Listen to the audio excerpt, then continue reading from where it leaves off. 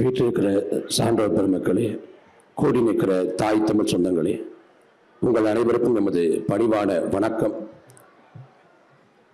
உலகில் மானுட கூட்டம் காட்டு மிராண்டிகளாக வாழ்ந்து திரிந்த பொழுதுகளில் வாழ்வுக்கு இலக்கணம் வகுத்து அகவாழ்வு புறவாழ்வு என்று பகுத்து வாழ்ந்தவர்கள் தமிழர்கள்.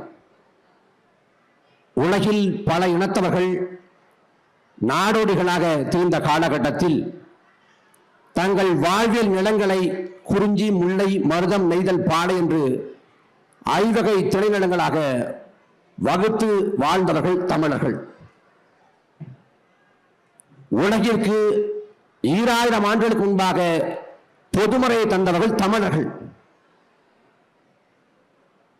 அந்நிய மொழி ஆக்கிரமிப்பால் தன் மொழியை சிதைய கொடுத்த பல மொழிகளுக்கு மத்தியில் 2000 ஆண்டுகளுக்கு முன்பாக மொழிக்கு இலக்கணம் வகுத்தவர்கள் தமிழர்கள். நாம் 21ஆம் நூற்றாண்டில் வாழ்ந்து கொண்டிருக்கிறோம். இன்றைக்கு நாம் பயன்படுத்துறப்ப சமூக வலைதளங்கள்ல பூமரங்கள் அப்படிங்கிற ஒரு வார்த்தையை பயன்படுத்துறோம்.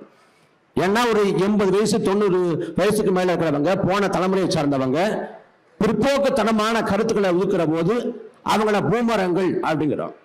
ஒரு 80 வருஷம் இல்ல ஒரு 40 வருஷம் 50 வருஷத்துக்கு முன்னாடி வாழ்ந்தவங்க அவங்களே பிற்போக்குத்தனமான கருத்துக்களை கொண்டுக்கிறாங்க அப்படின்னு சொல்றோம். ஆனா 2000 ஆண்டுக்கு முன்பாக வாழ்ந்த வள்ளுவன் எந்த காலத்துக்கும் பொருந்தும் வகையில முற்போக்கான சமத்துவத்தை போதிக்கக்கூடிய கருத்துக்களை கொண்டிருந்தான் என்றால் இந்த இனம் எப்படிப்பட்ட பாரிய இனம்ங்கிறத உணரணும். 50,000 ஆண்டுகளுக்கு மூத்த இனம் தமிழங்கிற தேசிய இனம்.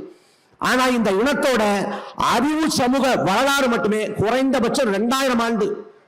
2000 ஆண்டுக்கு முன்பாக வள்ளுவன் சொல்றான் மானத்தை பத்தி, வீரத்தை பத்தி, கொடையை பத்தி, ஒழுக்கத்தை பத்தி, பிறன்மனை நோக்க பேராண்மைன்னு 2000 ஆண்டுக்கு முன்னாடி சொல்றான் வள்ளுவன்.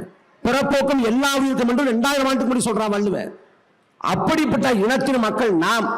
உலகத்துக்கு எல்லாவற்றையும் கற்றுத்தந்த இனத்தின் மக்கள் நாம். அந்த இனத்துக்கு யாரோ வெளியேந்து வந்து ஒரு பெயரை சூட்டுறாங்கன்னா இதை எப்படி ஏற்க முடியும்? வடக்கிருந்து வந்தான், அவன் இந்தியன்னா இந்துன்னா பக்கத்துல இருந்துக்கிட்டு நம்மளை திராவிட அப்படின்ட்டான். அதுவும் ஒரு 10 ஆண்டு முன்னாடி என்ன சொன்னாங்க? மொழியால் தமிழர்கள், இனத்தால் திராவிடர்கள். நாங்க போட்டி அடி அடி அடிச்ச உடனே இல்லைங்க திராவிடம்ங்கிறது தேசியம் இல்ல மரபினம். நாங்க இப்ப அடி தாங்க முடியாம திராவிடம்னா இனமே இல்லைங்க, திராவிடமே இனமே இல்லை, அது ஒரு கருத்தியல். இங்கு நல்ல மீன்கள் விற்கப்படும் என்பது போல ஒவ்வொன்னா அடிச்சுட்டாங்க. கடைசியில போடைந்து உள்ள வச்சு கடையை சாத்தக்கூடிய நிலைமை வருங்காலத்தில் உருவாகும். நீ போலியான பிம்பத்தை கட்டுற, அதான் இங்க பிரச்சனை. உங்களோட பங்களிப்புகளை வரலாற்று பாத்திரத்தை சொல்றதுல பிரச்சனை இல்லை. ஆனால் ஆதி முதல் அந்த முறை எல்லாமே அவருக்குள்ளதான் அடக்கம், எல்லாமே அங்கிருந்தா தொடக்கம்னு போலியான வரலாற்று திரிப்பை சொன்னால் பழைய வரலாற்றை தோண்டி எடுத்து பேச வேண்டி வரும். பேசினால் சேதாரமாக போது நீங்க தான். எங்களுக்கு தமிழ் என்கிற மொழிதான் உயிர். அந்த மொழியை அடிப்படையாக வைத்துக் கொண்டு நாங்க தமிழ் தேசியம் என்று கட்டி வர்றோம். ஜோசப் ஸ்டாலின் வந்து தேசிய இனம் என்று சொல்வதற்கு முன்பாக, அவன் தேசம் என்று வரவேற்பதற்கு முன்பாக இங்க தமிழ்நாடு என்று இந்த நாட்டுக்குள்ள தமிழர்கள் என்ற பொது உளவியல் உருவாக்கத்துக்குள்ள தமிழர்கள் வாழ்ந்து வந்தாங்க. ஆனா அந்த தமிழர்களை இன்றைக்கு ஏமாற்றக்கூடிய வரலாற்று திரிபாதம் நடக்குது. நீங்க திராவிடம் அப்படின்னா விளக்கம் சொல்றதுக்கு ஆள் இல்லை. ஐயா சுபவீரன் சொல்றாங்க, ஐயா வீரமணி சொல்றாங்க, அந்த பக்கம் கொளத்துணமணி சொல்றாங்க, ஐயா ஸ்டாலின் இதை விட வித்தியாசமானு சொல்றாரு. அப்ப பட்டிமன்றமே நடத்தலாம், எது திராவிடம் அப்படின்னு பட்டிமன்றமே நடத்தலாம். அப்ப இந்த திரிபுவாதத்தை கொண்டு இவ்வளவு நாட்களாக தமிழர்களை ஏமாற்றி வந்தார்கள். அதை உடைப்பதற்கான ஒரு வரலாற்று ஆவணமாக இந்த புத்தகத்தை அண்ணன் பாலமுடி அம்மன் படைச்சிருக்காங்க. ஒரு ஆகப்பெரும் கருத்து புத்தகமாக இந்த புத்தகம் படைக்கப்பட்டிருக்கு. இன்னைக்கு தமிழ் தேசியம் என்று சுமந்து வர்றப்ப பல பேருக்கு எச்சா இருக்கு. தமிழ்நாட்டில் தமிழர்கள் தமிழர்களே பிரச்சனையா இருக்கு. அன்னையில விடுதலை 2ஆம் பாகம் படம் வந்துச்சு. அந்த படத்தை பல காட்சிகள் வர்றப்ப அவ்வளவு உணர்ச்சி கொந்தளிப்பா இருந்துச்சு. படத்தோட இறுதி காட்சி வரும். இறுதி காட்சியில வந்து சூரியோட பின்னணி குரல்ல வரும். அதுல ஒரு வசனம், அவனோட கதையெல்லாம் நமக்கு வரலாறா இருக்குது. ஆனா நம்மளோட வரலாறு கதையா கூட இல்லை, இந்த சோறு ஊட்டி பிள்ளைகளுக்கு வளர்க்குறப்ப நம்ம வரலாற்ற கதையாவது சொல்லி வள அப்படின்னு சொல்றப்ப எந்த தமிழனும் கண்ணீர் வடிக்காம அழுகாம கடக்கவே முடியாது. அவ்வளவு வழியா இருக்கு. அடைந்தால் திராவிட நாடு, அடையாமத்தால் சுடுகாடுனாங்க. யாரும் சுடுகாட்டுக்கு போல, கோட்டைக்கு தான் போனாங்க. ஆனா உண்மையிலே தன் நாடு அடையணும் என்று போராடிய நமது மாவீர தெய்வங்கள், நமது தலைவர் பிரபாகரன் இந்த நிலத்துல எவ்வாறு காட்சிப்படுத்தப்பட்டிருக்காங்க. அண்ணன் தமிழரசன் 87 பொறியியல் படிச்சிட்டார். 87 அவர் நினைச்சிருந்தா நல்ல செல்வ வளமிக்க வாழ்க்கை வாழ்ந்திருக்க முடியும். ஆனால் வாழ்வை அர்ப்பணித்து வாழ்ந்தவர் அண்ணன் தமிழரசன். அண்ணன் தமிழரசன் கொல்லப்பட்டிருக்கலாம். எங்கள் ஐயா கலியபெருமாள் மறைக்கப்பட்டிருக்கலாம். மாபோசியும் சீவா ஆதித்யநாதரும் சமரசம் செய்திருக்கலாம்.